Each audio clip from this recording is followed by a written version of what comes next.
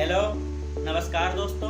स्वागत है आपका आपके अपने YouTube channel all India primary health care में। अगर आप एक मेडिकल स्टूडेंट हैं या आप एक एलोपैथ के प्रैक्टिशनर हैं तो ये वीडियो ही क्या, ये चैनल आपके लिए बहुत ही उपयोगी होने वाला है, क्योंकि यहाँ पर हम मानव के समस्त रोगों के बारे में सूचीबद्ध तरीके से जानकारी लाते रहते हैं। यहाँ पर हम सीखते हैं किसी भी रोग, उसके कारण, उसके लक्षण और उसके एलोपैथिक इलाज के बारे में। तो इसलिए आप हमसे जुड़े रहने के लिए चैनल को सब्सक्राइब करें, वीडियो को लाइक करें और वीडियो देखने के बाद कमेंट करके बताएं ये जानकारी आपको कैसी लगी। धन्यवाद। चलिए शुरू करते हैं आज का टॉपिक। देखिए, आज हम लोग बात करने वाले हैं पीलिया या जॉन्डिस रोग के बारे में। तो आज हम लोग इस वीडियो में समझेंगे कि पीलिया रोग क्या है, इसके कौन कौन से कारण होते हैं, लक्षण और एलोपैथिक इलाज के बारे में। तो इसलिए वीडियो को आप लोग पूरा अंत तक देखिएगा। चलिए शुरू करते हैं। देखिए, पीलिया या जॉन्डिस रोग क्या है, समझिए। इस रोग से पीड़ित रोगी के शरीर में जो है खून की बहुत ज़्यादा कमी हो जाती है और उसका पूरा शरीर पीला पड़ जाता है। अब उसका शरीर पीला क्यों पड़ जाता है? क्योंकि उसके शरीर में जो है आपका बिलिरुबिन या बाइल जूस की मात्रा बढ़ जाती है। भाई, बाइल जूस या बिलिरुबिन की मात्रा शरीर में बढ़ जाने से शरीर पीला पड़ जाता है। इसी को पीलिया या जॉन्डिस कहते हैं। अब समझते हैं कि ये बिलिरुबिन या आपका बाइल जूस होता क्या है। यह एक प्रकार का आपका एंजाइम होता है, केमिकल होता है, जो कि हमारे भोजन पचाने के लिए बहुत ही उपयोगी होता है। तो अब समझते हैं कि आखिर ये बाइल जूस या बिलिरुबिन किन कारणों से हमारे शरीर में बढ़ जाता है। जब इसे समझेंगे, चलिए इसे समझते हैं इस पाचन तंत्र के माध्यम से। तो चलिए समझिए। देखिए, जैसे ही हम कोई भोजन खाते हैं तो भोजन हमारे मुंह के रास्ते आहार नाल से सीधे हमारे स्टमक अर्थात पेट में आता है। यहाँ पर भोजन जो है छोटे छोटे टुकड़ों में तोड़ा जाता है। तो यहाँ पर भोजन तोड़ा कैसे जाता है? यहाँ पर भोजन में एक एसिड मिलता है HCl, हाइड्रोक्लोरिक एसिड। ये हाइड्रोक्लोरिक एसिड उसमें मिलता है तो भोजन धीरे धीरे छोटे छोटे टुकड़ों में टूटता है। ये प्रोसेस आपका 2.5 से 3 घंटे का होता है। भोजन यहाँ स्टमक में 2.5 से 3 घंटे तक रुकता है, तो उसमें काफ़ी ज़्यादा हाइड्रोक्लोरिक एसिड मिला के धीरे धीरे उसको तोड़ा जाता है। तो ये प्रोसेस 2.5 से 3 घंटे में हमारे द्वारा खाया गया भोजन पूरी तरीके से छोटे छोटे टुकड़ों में टूट जाता है। उसके बाद में जो है जब भोजन छोटे छोटे टुकड़ों में टूट जाता है, ये प्रोसेस 2.5 से 3 घंटे का होता है। इसके बाद में जो है भोजन हमारे सीधे जो है यहाँ पर आता है छोटी आंत में। ये छोटी आंत का यहाँ पर का शुरुआती हिस्सा, इसे डियोडेनम कहते हैं। ये डियोडेनम में आता है। अब भाई, यहाँ पर जो खाना आया है उसमें बहुत ज़्यादा काफ़ी मात्रा में हाइड्रोक्लोरिक एसिड मिला हुआ है। हाइड्रोक्लोरिक एसिड भाई एक प्रकार का तेजाब ही है, क्योंकि उसको छोटे छोटे टुकड़ों में तोड़ना है। भाई, अंदर मीजने या कोई ऐसी चक्की तो लगी नहीं जो पीसती है, उसमें ऐसा तेजाब केमिकल मिलाया जाता है जिसकी वजह से भोजन स्वतः अपने आप छोटे छोटे टुकड़ों में टूट जाता है। अब उसमें काफ़ी ज़्यादा HCl होगा, जो कि हमारी आंतों को अगर अंदर जाएगा तो बहुत ज़्यादा नुकसान पहुंचाएगा। तो इसको कम करने के लिए, अर्थात उसके जो है तेजाब को कम करने के लिए, जो भोजन क्षारीय था उसे अम्लीय बनाने के लिए ये हमारा लीवर एक एसिड मिलाता है। ये लीवर जो है, लीवर का कांटेक्ट होता है हमारे शरीर में। ये लीवर जो है बाइल जूस बनाता है। बाइल जूस यहाँ पर मिलाया जाता है जिससे कि जो भोजन अम्लीय था वो क्षारीय हो जाए। ये समझिए यहाँ पर बाइल जूस बनता है। ये बाइल जूस समझिए कैसे बनता है। देखिए, यहाँ पर हमारे जो है लीवर के पास में जो है एक प्लीहा होता है। जो हमारे शरीर में आरबीसी होती हैं, लाल रुधिर कणिकाएं ब्लड में, उनका जीवन काल 120 दिन का होता है। वो 120 दिन के बाद जब लाल रुधिर कणिकाएं मर जाती हैं या लाल रुधिर कणिकाओं की मृत्यु हो जाती है, तो वो कहाँ पर उनकी मृत्यु होती है? प्लीहा के अंदर। तो अब प्लीहा के अंदर उन मरी हुई उन मृत आरबीसी को ना तो जलाया जाता है ना तो दफनाया जाता है। फिर उनका क्या होता है? तो उनको जो है प्लीहा के द्वारा लीवर में पहुंचाया जाता है और लीवर उन्हीं मृत आरबीसी को पीस करके बाइल जूस तैयार करता है। और ये बाइल जूस जो है तैयार करने के बाद लीवर के और भी काम हैं, तो ये पूरा यहाँ पर तो ध्यान नहीं रख पाएगा कि यहाँ पर किस व्यक्ति ने खाना खाया कितने टाइम, और यहाँ पर तेजाब मिलने के बाद ये कितने टाइम पर यहाँ पर आया, इसका ध्यान तो पूरा लीवर रख नहीं पाएगा। तो इसलिए इसने एक छोटा सा गार्ड यहाँ पर लगाया है जिसे पित्ताशय या पित्त बोलते हैं। तो जब लीवर से जितना भी बाइल जूस बनता है तो वो धीरे धीरे यहाँ पर पित्त में स्टोर होता रहता है, यहाँ पर पित्त में स्टोर होता रहता है। और जब यहाँ पर खाना छोटे छोटे टुकड़ों में टूटने के बाद जब आंत के इधर शुरुआती हिस्से में आता है, डियोडेनम में आता है, तब यहाँ से एक सिग्नल जाता है कि खाना यहाँ आ गया है। तो यहाँ से ये बाल खुलता है यहाँ से, और ये इसमें का इकट्ठा हुआ बाइल जूस इधर खाने में मिल जाता है। और खाने में मिलने के बाद अब जो खाना क्षारीय था जिसमें तेजाब मिला हुआ था, उस ये तेजाब को ये बाइल जूस निष्क्रिय कर देता है। ओके, अब यहीं पर ये इधर लगा होता है अग्नाशय। अग्नाशय जो है इंसुलिन का स्रावण करता है, जो कि हमारे शरीर में शुगर लेवल को मेंटेन करके रखता है। जिसका ये अग्नाशय खराब हो जाता है उसी के शरीर में जो है शुगर की मात्रा बढ़ जाती है। ये अग्नाशय से अग्नाशय रस निकलता है जो कि हमारे शरीर में शुगर की मात्रा को नियंत्रण में रखता है। ओके, अब किन्हीं कारणों से ये जो सिक्रेशन वाला ये जो रास्ता है बाइल जूस आने के लिए डियोडेनम के पास में जो रास्ता है, इसमें कहीं पर ये देखिए, ये जो है लीवर, इसमें बनता है बाइल जूस। ये जो पाइप के द्वारा पित्त में आता है, यदि कहीं पर इस पाइप में कोई रुकावट हो जाए तो ये बाइल जूस यहाँ तक नहीं आ पाएगा, या इसके बजाय यहाँ कहीं पर रुकावट हो जाए तो भी बाइल जूस डियोडेनम तक नहीं आ पाएगा। तो इस कंडीशन में क्या होगा? इस कंडीशन में ये होगा कि जो बना हुआ बाइल जूस था इधर इसमें भरेगा, ये पूरा भर जाएगा। तो अब लीवर जो है यहाँ पर ये बाइल जूस क्या बनने के बाद में इधर को तो रास्ता बंद हो जाएगा क्योंकि इधर निकल नहीं रहा है, इसका पूरा जितना भरना था भर जाएगा। उसके बाद में ये जो प्लीहा से मृत आरबीसी ले जाता था यहाँ लीवर, अब ये उसी रास्ते से बनने वाला जो है बाइल जूस उसी रास्ते से सीधे ब्लड में मिल जाएगा, हमारे शरीर में सीधे मिल जाता है। तब हमारे शरीर में जो है बाइल जूस की मात्रा बढ़ जाती है। ओके, जब यहाँ पर या यहाँ कहीं पर कोई नली में अवरोध हो जाता है तब, या किन्हीं कारणों से जब बाइल जूस यहाँ पर नहीं मिल पाता है तो वो सीधे लीवर में चला जाता है, लीवर से शरीर में मिल जाता है। ओके, अब समझते हैं, फिर से आइए अपने पाचन तंत्र पर समझिए।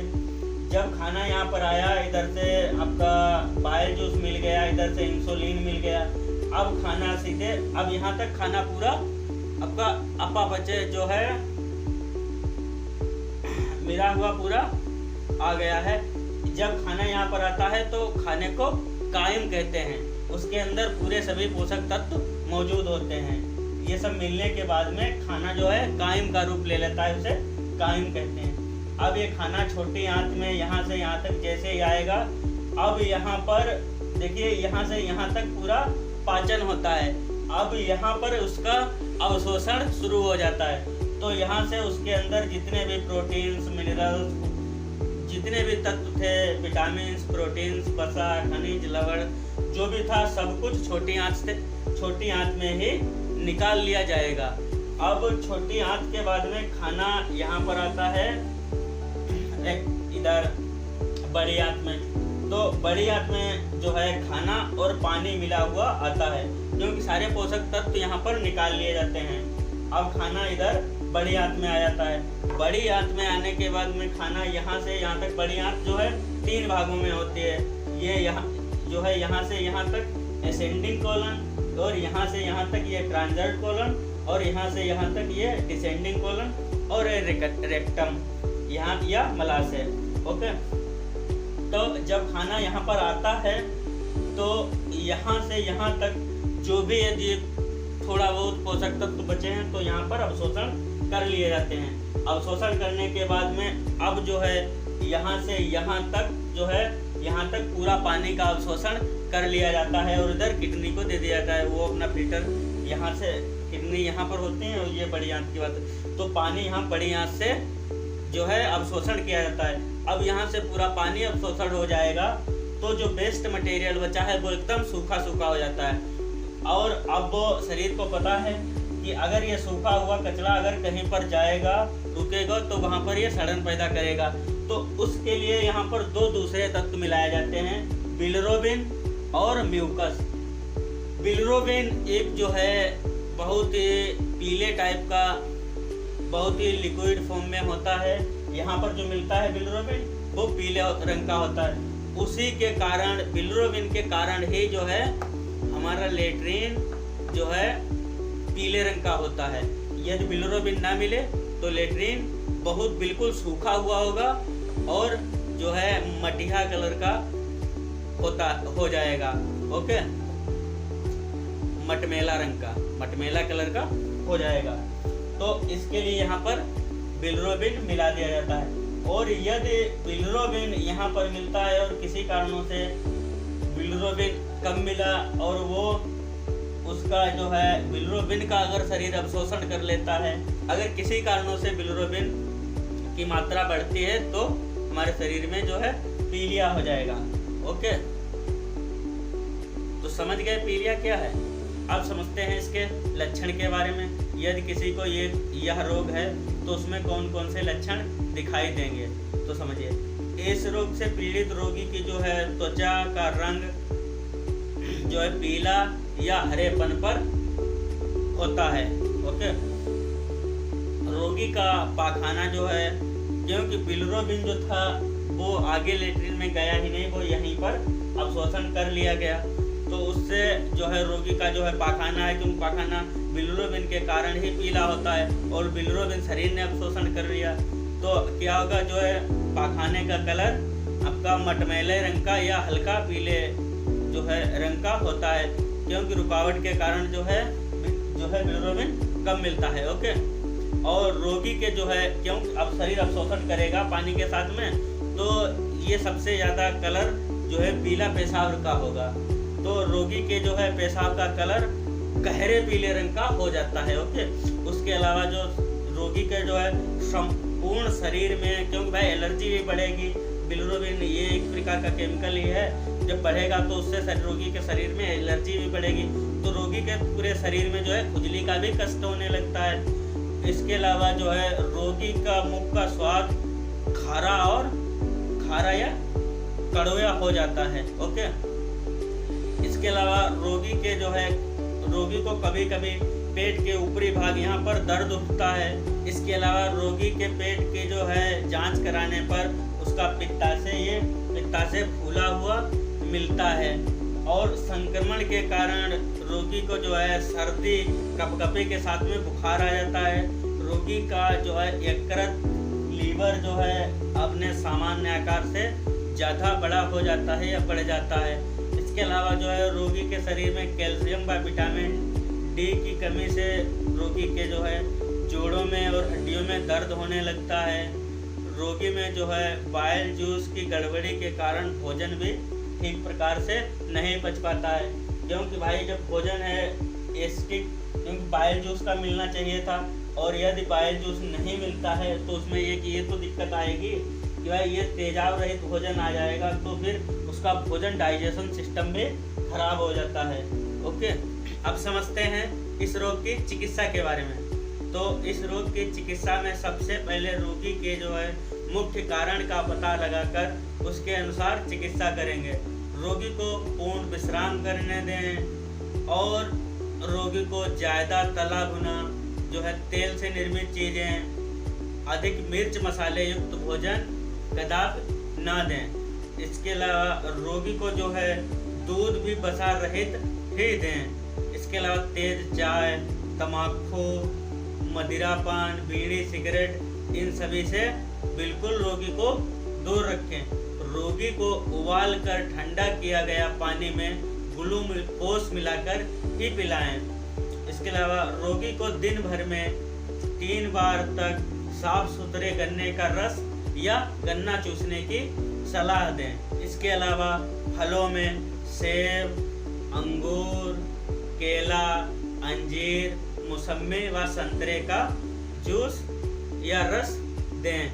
ओके। इसके अतिरिक्त भोजन में पतली दाल, पुराने चावल, खिचड़ी, पतले गेहूं के आटे की रोटियां, हरी साग सब्जी, आलू, प्याज खिलाएं। इसके अलावा रोगी को साफ स्वच्छ जल में धोकर कच्ची प्याज, चुकंदर, गाजर और सलजम खिलाएं।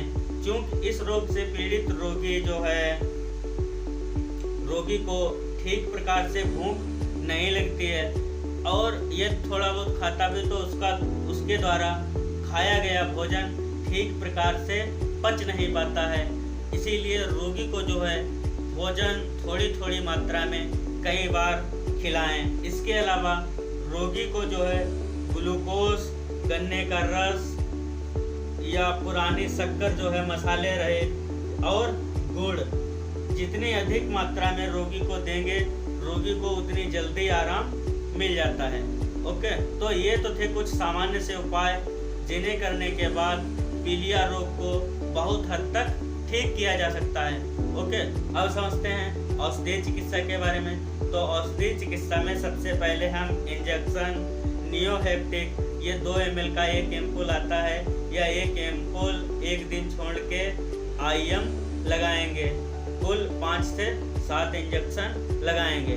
इसी के साथ में जो है टेबलेट लीवर 52 आता है, इसका डबल स्ट्रेंथ भी आता है लीवर 52 DS। इसमें से चाहे लीवर 52 या लीवर 52 DS एक टेबलेट सुबह शाम रोगी को देंगे। इसी के साथ में टेबलेट आता है 10 एक्टिव टेबलेट जो है एक टेबलेट सुबह दोपहर शाम तीनों टाइम रोगी को देंगे। इसी के साथ में जो है आपका कैप्सूल बीकासूल, बी कॉम्प्लेक्स जो होता है उसे भी एक कैप्सूल सुबह शाम देंगे। इसी के साथ में आपका एक सिरप आता है, सिरप सर्वोलिन या सिरप एडलीफोर्ड या सिरप लीवर 52। इसमें से कोई एक सिरप जो है 10-10 ml सुबह शाम समान जल के साथ देंगे। यदि रोगी के शरीर में रक्त की अधिक कमी होती है तो उस कंडीशन में कोई आयरन टॉनिक देंगे। उस आयरन टॉनिक में आपका आता है सिरप हीमोफोर्ट या सिरप हेपफोर्ट या सिरप बिटकोफॉल। इसमें से कोई एक सिरप जो है 10-10 ml सुबह शाम समान जल के साथ में देंगे। इसी के साथ में कोई आयरन टेबलेट जो है सुबह शाम या रोज एक देंगे। इसमें आपका आयरन टेबलेट में आता है फेरस फीमरेट या फेरस स्कॉर्बिट या फेरस सल्फेट। तो इसमें आपका टेबलेट ओरोफर XT या आपका टेबलेट हेरोएक्ट XT, इसमें से कोई एक टेबलेट रोज एक या सुबह शाम शरीर रोगी के कंडीशन के मुताबिक देंगे। इसी के साथ में इंजेक्शन इम्फेरान या इंजेक्शन जेक्टोकास, ये 2-2 ml के एम्पुल आते हैं। इसमें से कोई एक इंजेक्शन या जेक्टोकास इंजेक्शन या इम्फेरॉन इंजेक्शन, कोई एक जो है एक दिन छोड़ के एक एम्पुल जो है IM लगाएंगे। इसी के साथ में यदि ना लगाना चाहें तो इंजेक्शन बिटकोफॉल आता है, ये 10 ml की बायल में आता है। ये इंजेक्शन जो है एक दिन छोड़ के 2 ml IM लगाया जा सकता है। इतना सब करने के बाद जो है जॉन्डिस बिल्कुल ठीक हो जाता है। ओके, तो ये तो थी जानकारी जॉन्डिस के बारे में। आई होप ये जानकारी आपको पसंद आई होगी। अगर ये जानकारी आपको पसंद आई हो तो प्लीज़ वीडियो को लाइक शेयर और चैनल को सब्सक्राइब करिएगा। मिलते हैं नेक्स्ट वीडियो में। धन्यवाद।